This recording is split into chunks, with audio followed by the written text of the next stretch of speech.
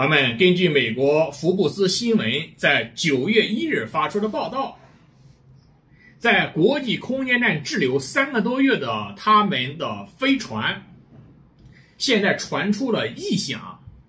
一名宇航员向地面人员发来了录音，来听一听他到底听到了什么样的异响。Houston 2, I've got a question about Starliner. There's a strange noise coming through the speaker. Right, Butch, that one came through.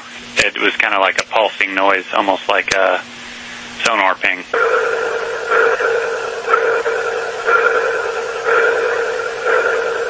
Yep, good recording. Thanks, Butch. We will pass it on to the team and let you know what we find. 朋友们，这是什么声音啊？我感觉这像是上帝降临的声音啊，或者说是上帝督促他们回家的声音。你们美国人待的时间已经足够长了，赶紧返回地球吧，不要在这儿。我现在先给你一个警告，朋友们，美国人怎么办？我估计这2个宇航员都能吓尿，他能发出这种异响，谁知道下一步会发生什么事情？现在接下来大家听我慢慢道来，咱们呢先回顾一下历史。这2名宇航员是美国波音公司利用星际客机在6月5日把他们送入国际空间站的。他们本来预计的出差时间仅仅只有8天，但是后来相继出现他们的星际飞机出现了气体泄漏，后来发现回不来。后来在太空行走的时候又发现宇航服漏水，所以说草草结束了1天的工作，逃到了空间站之内，就在那一直待着。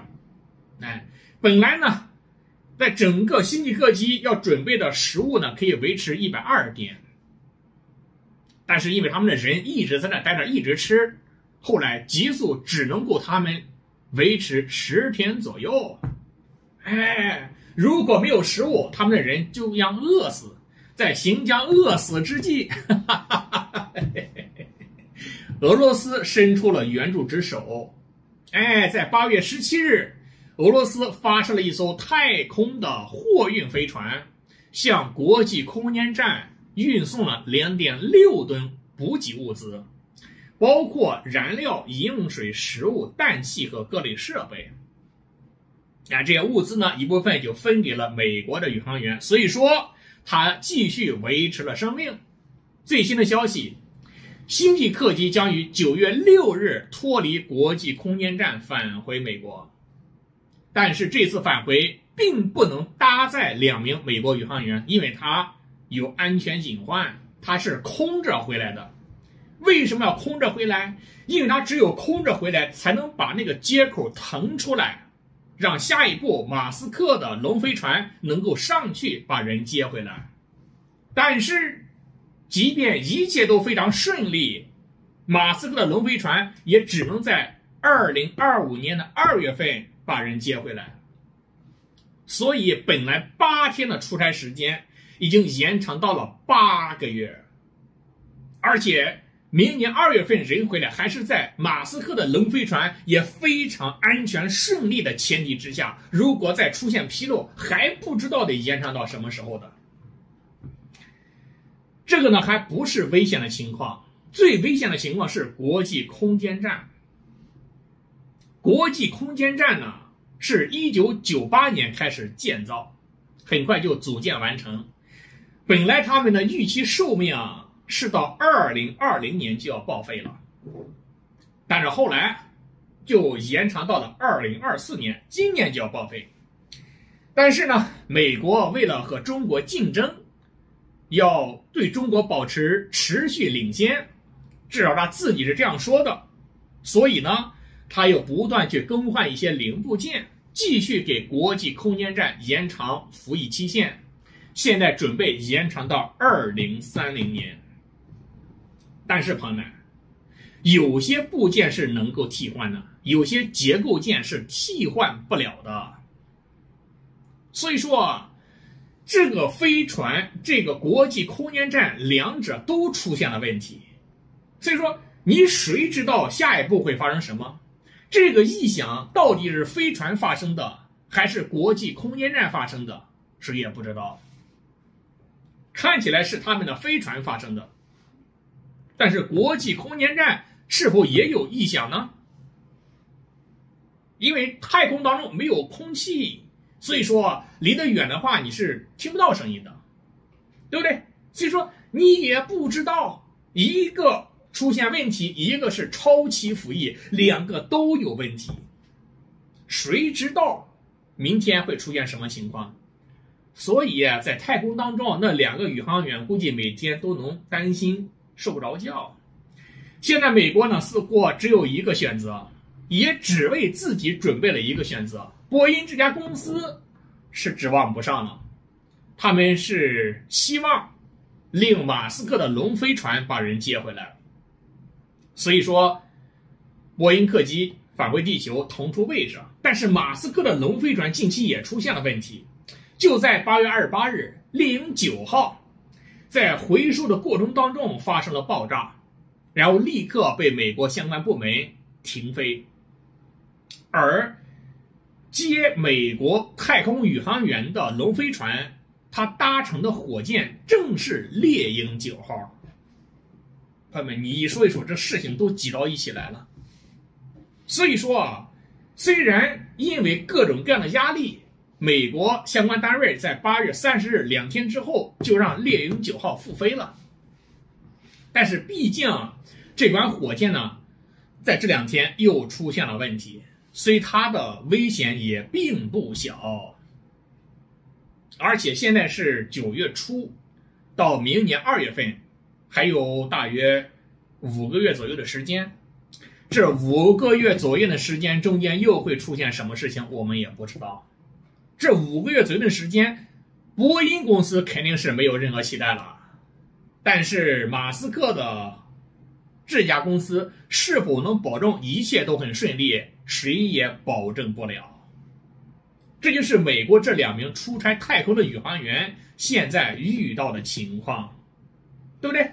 所以说现在美国呢就变得极其要面子，这种要面子最终可能会葬送了这2个宇航员。有些时候他呢不愿意求助俄罗斯，如果他求助俄罗斯这个事情很快就能得到解决。因为国际空间站俄罗斯属于其中的一方，他也有人在上面，直接把人运过来就行了。但是美国呢，他现在就是要脸他又不要脸，你起码物资运输是依靠人家，你接人让人家来不就行了吗？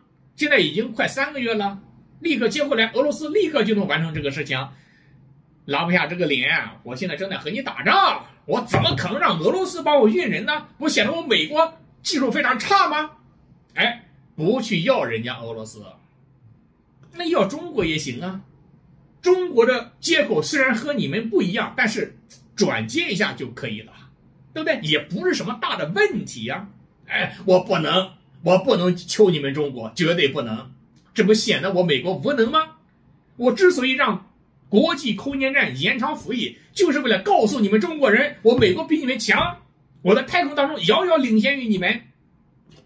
又是面子问题，结果呢，就是因为你们美国的政府面子问题，让2个太空当中的宇航员每天被上帝敲门。为啥呀？那你说一说，有什么意义没有啊？没有意义嘛。有能耐，真的你要证明自己比中国强，有种自己退出国际空间站，以你们美国自己的能力再建设一个美国100%控股的空间站，不是显得更加厉害吗？你没这能力。朋友们，美国现在真的没有这个能力。所以说我就感觉这就是死要面子活受罪，就为了你美国政府的所谓面子，让2名宇航员担惊受怕。你看上帝现在都在敦促他们呢，赶紧让他们回地球，时间不等人啊。所以说能否从2名宇航员的角度考虑一下问题呢？啊，一般有很多中国国内的一些人都说，你看人家西方，你看人家美国，人家就不爱面子，人家比较务实。其实啊，这是一个误会。因为当一个人的实力绝对超强的时候，他呢的确是不怎么要面子的。原因非常简单，我比你超强，要不要面子对我无所谓，不影响我对你的影响力，对不对？这就是为什么在大约10年之前，美国这个国家特别有吸引力的原因所在。没有任何一个国家与他能够接近，他非常强。他偶尔丢一下脸，别人不会认为有什么影响，他太强了。但现在美国如果丢下脸，别人就会认为太衰落了吧，衰落了吧。所以现在美国已经开始要面子了。人什么时候会比较要面子？不自信的时候。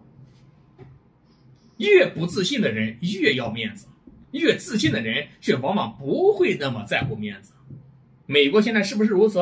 超级要面子。一个奥运会的奖牌榜，这种牌那种牌，不就是和中国争夺这个面子问题吗？